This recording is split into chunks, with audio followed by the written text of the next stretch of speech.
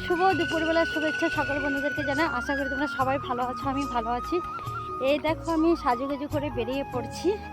আমি এখন চলে যাব কোথায় বলো তো, তবে এইটুক বাকি থাক। আমি কোথায় যাচ্ছি তোমাদের কাছে সব কিছুই গিয়ে শেয়ার করব, তারপরে বাড়ি এসে শেয়ার করব, ঠিক আছে?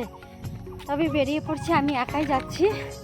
আকাশটা কিন্তু খুব খারাপ করছে, বৃষ্টি আসে কি না, খুব কিন্তু অন্ধকার হয়ে গেছে। তবে এখানে টোটো পাইনি, রাস্তায় গিয়ে টোটোতে উঠতে হবে, ঠিক আছে? রাখছি।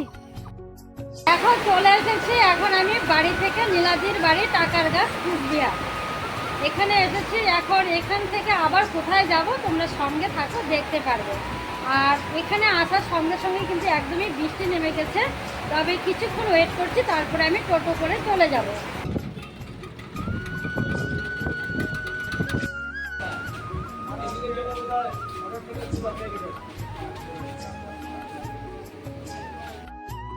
এই যে এখন ফাইনালি চলে আসলাম, এখন আমি বাবার বাড়ি কুচবিহারে। তবে আমার সঙ্গে থাকবে, আমি আবার কবে বাড়ি যাই তারপরে তোমাদের সঙ্গে শেয়ার করব, ঠিক আছে?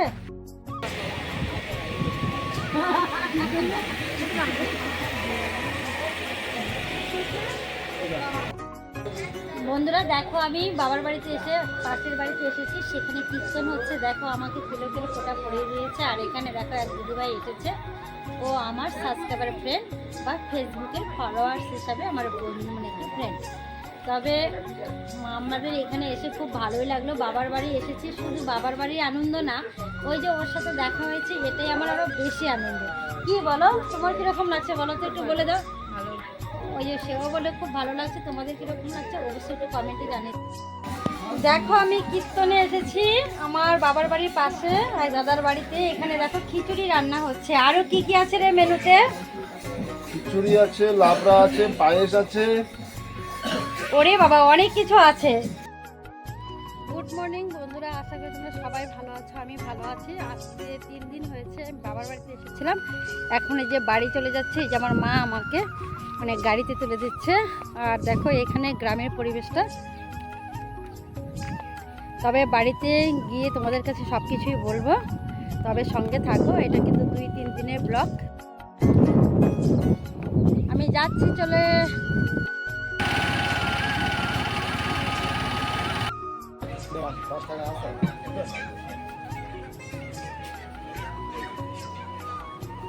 বন্ধুরা আমি এখন এই যে বাড়ি চলে আসলাম। এখন আসার পরে দেখি, এখন তো সমস্ত কাজগুলো পড়ে আছে, করতে হবে।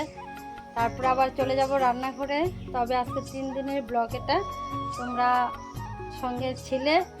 আর আশা করি আজকে ব্লগটা দেখে তোমাদের খুবই ভালো লাগবে। এখন আমি চলে যাব আবার রান্নাঘরে একটু রেস্ট নিয়ে, তারপরে বাড়ি থেকে কী কী এনেছি তোমাদের কাছে সব কিছু।